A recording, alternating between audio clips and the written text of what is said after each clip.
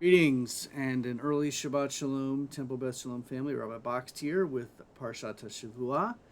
This week is Parashat Vayeilech from the book of Deuteronomy, chapter 31, verses 1 through 30. This is, in the number of verses, the shortest Torah portion in the entire book of the Torah and the entire books of the Torah. Although it's a small portion, it really does have a lot in it. So we begin with the first part of the Torah portion, verses 1 through 8. And this is really Moses' attempt to add a final appeal to the children of Israel. He says, I am now 120 years old. I can no longer be active. The Eternal has said to me, you shall not go across the Jordan. It is indeed the eternal God who will cross with you, led, of course, by Joshua, who will take on the responsibility of leading the people in Moses' absence.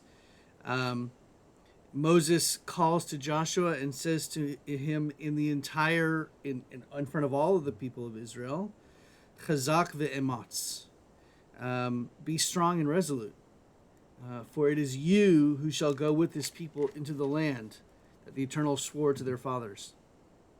And then Moses wrote down this teaching and gave it to the priest, son of Levi, who carried the Ark of the Eternal Covenant, and to all the elders of Israel.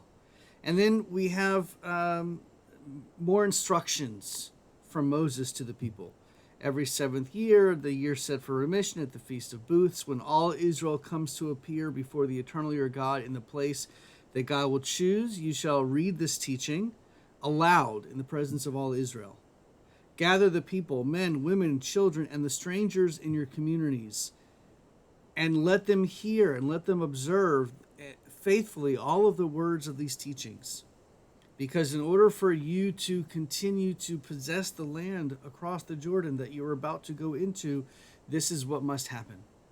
And then there's a complete interruption. It is as if the story was completely interrupted. The Deuteronomic story from this particular portion was interrupted, and we have God coming to Moses once again and saying, the time is drawing near for you to die.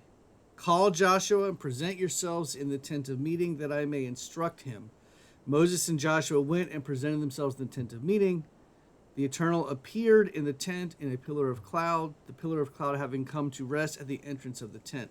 And the next sequence of verses, all the way down to 23, which ends, and God charged Joshua, son of Nun, be strong and resolute, for you shall bring the Israelites into the land that I promised them on oath, and I will be with you. It's basically continuing to remind Moses, or remind us, the readers, that Moses is about to die, and and it's an explanation as to what will happen if the people go against God. If the people go astray from God to alien gods in their midst, and it literally says, the Eternal said to Moses, you are soon to lie with your ancestors.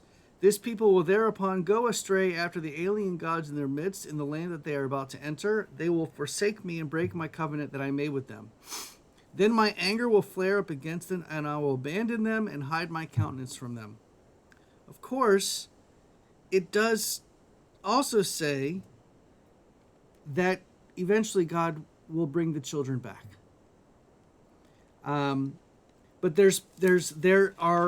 and then, of course, the Torah portion ends verses 24 through 30, Moses finishing the writing of the teaching at the very end and charging the Levites and reminding the children of Israel this is what's going to happen. And the reason that interruption, that break in the Torah portion is so important to understand is that there are words or Hebrew terms that are in those 10 verses that are not, or 9 verses, that are not anywhere else in the book of Deuteronomy.